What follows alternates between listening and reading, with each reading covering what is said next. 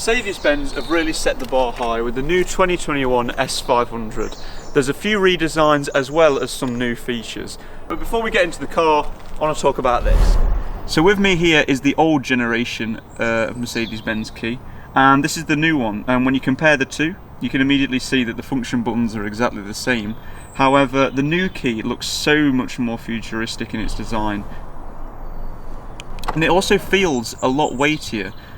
It feels like it's got some quality behind it, whereas the old one does feel a little bit plasticky.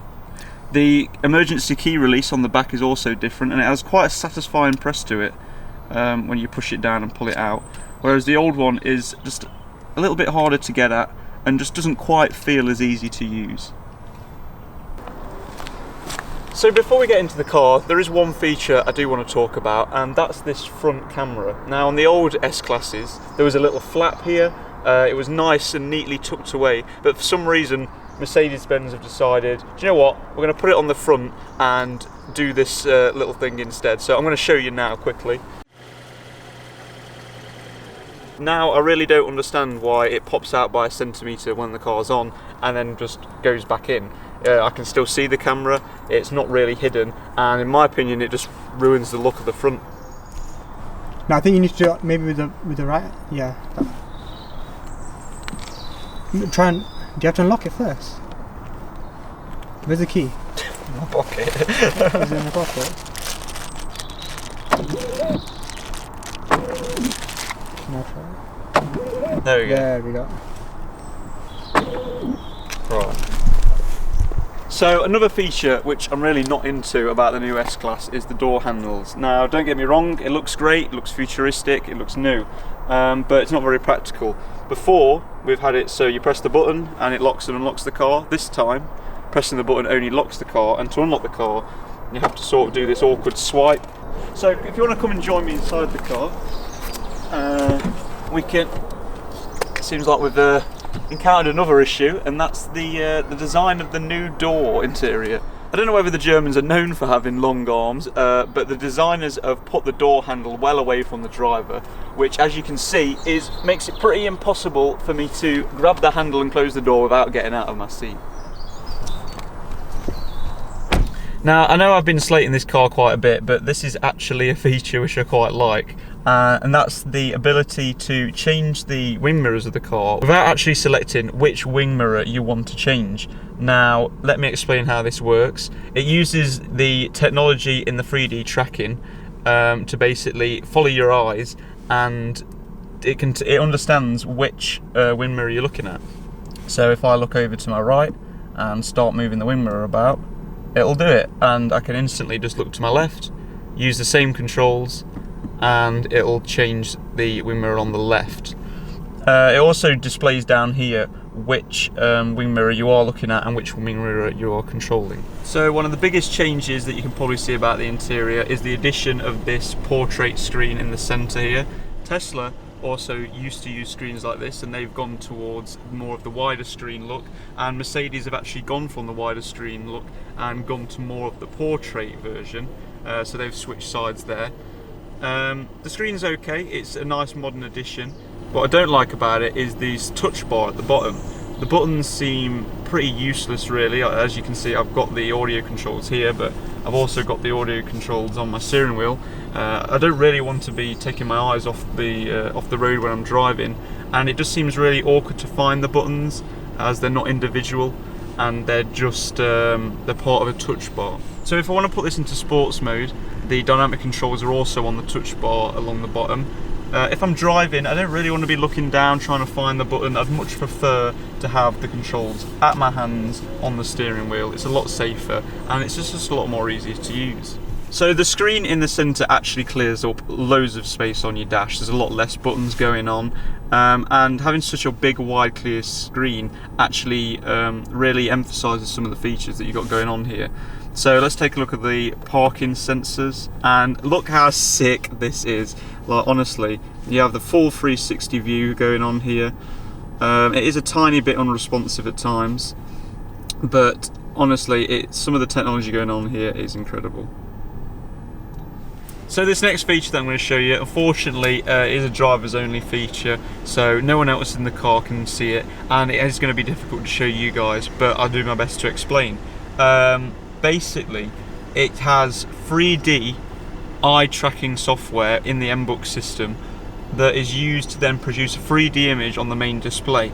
That means your maps are going to be in 3D, your UI is going to be in 3D, as well as your speedometer and all the other main driving information is also all going to be in 3D basically. So I can't see this, but you guys might be able to see it, but there is actually two cameras that are flashing red at the top of the display, and that's what's used to track my eyes basically. You might be able to see it moving around slightly. It looks 3D, the dials are popping out, and it looks decent. I was also told if you go onto the map. That looks pretty crazy actually. The map almost folds behind you, the dials, and it almost like there's a if you move your head around a bit, like move your head left to right. Yeah. Because you can't see it, but on my camera you can actually see the map jumping left to right. So I imagine that's like how the 3D tech works. That'll be like the camera's obviously reading it and rendering out the image. The thing is, from my view as well, from my eyes, sitting on the passenger side, I'm seeing what the camera's seeing. I'm seeing like two images kind of jumping left and right. But I imagine you're just seeing one image, right? Yeah, it's one full image, but obviously there's some great depth of field. Like it almost looks as if I can put my hand into the display and touch the top there. And I think there's a few other settings as well. So I just want to know what stuff like this looks like.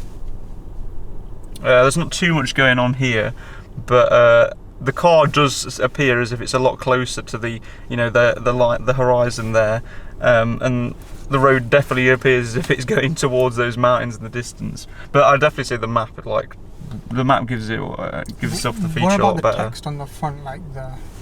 Oh yeah, the text is also it's the road sort of disappears behind the text, and it's kind of embossed out. But it's not as again, I think the map's going to get the best view for it really, but it's still a nice little feature. But the best thing I like to do with it is really pressing this little button here, which completely turns off the 3D mode. It's too distracting really, it's not practical. I'm not going to be staring at it like going like, oh look at that fancy map when I'm driving. I want as little things as possible in my eyes distracting me. And I just don't really see a point in it, to be honest. It is a little bit of fluff that Mercedes have kind of thrown into it. So the next feature I want to talk about is the ambient lighting, and we have actually already done a video on the ambient lighting, so if you want to check that out, click on the banner above now. But there is some changes to the ambient lighting in the S-Class. The first main one being that these lights are actually now changed to light strips. Now this makes it a hell of a lot easier to see the light basically. It's a lot more brighter in daylight hours, and it makes the colours a lot more vibrant. We've also got a few other little additions as well as the light strips. You can see it's around the door handles here, down by this into the sill of the door, round at the bottom. Unfortunately we don't have any light around the main console, but we do have light around up here and at the back there, around the back of the headrests. We also have these great little lights around the seatbelt buckle, which are great to help you put your seatbelt in when it's dark. So I want to talk a little bit more about these light bars. Now inside these bars it's made of hundreds of little LED lights, but because it's in one strip it allows for a range of different colours all to be used at the same time. Now as you can see from here it goes from blue to purple and then more over to pink over here at the back. This also allows us for cool animation effects. So if you remember in the old S-Class, if you put the heating up, the entire ambient lighting would change to red. However, in this one, if I tend to put the heating up, you get this really cool animation effect running around the perimeter of the car. So the lane assist is also linked to your ambient lighting, whereas before if you were changing lane and your car censored another car in the opposite lane, and rather than the mirrors lighting up, your entire ambient lighting bar will light up to try and warn you and give you some attention to the road. So I also want to show you how the voice assist affects the ambient lighting. Hello Mercedes. How can I help? Change the ambient lighting to red. Okay, I'm changing the color. And there we go. So with all these different settings, it's nice of Mercedes to give us some preset modes. Now what these are, we have a few different presets depending on which mood and how you're feeling. So if I click refresh here and turn it on for the driver and the passenger, you'll notice that straight away the ambient lighting changes. You get this cool breeze coming from the vents up here. Your seat starts to shake and starts to massage your back, and as well as the ambient sound that starts to move its way around the surround sound in the car. And if I close my eyes and sit back, this is probably the closest I'll get to a beach during these COVID times. So if we go down into the vitality setting down here, which is another one of our presets, and turn this on, again I can feel my chair moving.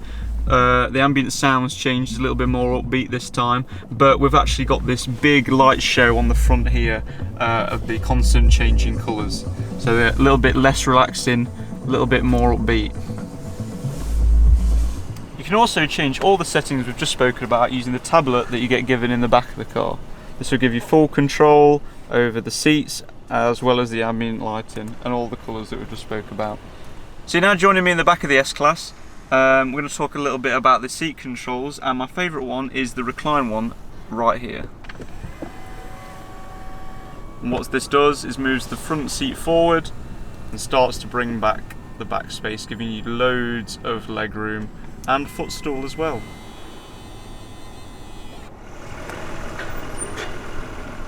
The seat controls for the S-Class are a little bit different as well. Rather than having the traditional switches, we've now got these pushable metal panels. They're slightly weird because it doesn't actually feel like you're pressing anything, like you don't really get a click response, but they do work, they are responsive, and it's a nice finishing touch to the design. I'm a big fan of the 23 spoke rims, really fits in with the rest of the car, as well as these Nike Tick tail lights. I think they're sharp, and it really finishes off the design, especially when you're looking at it from behind. So overall I am really impressed with the new S-Class. I love the new features, although the practicality of a few of them are a little bit questionable. I think it is a great addition, and it's really going to show us how Mercedes is going to move into the future.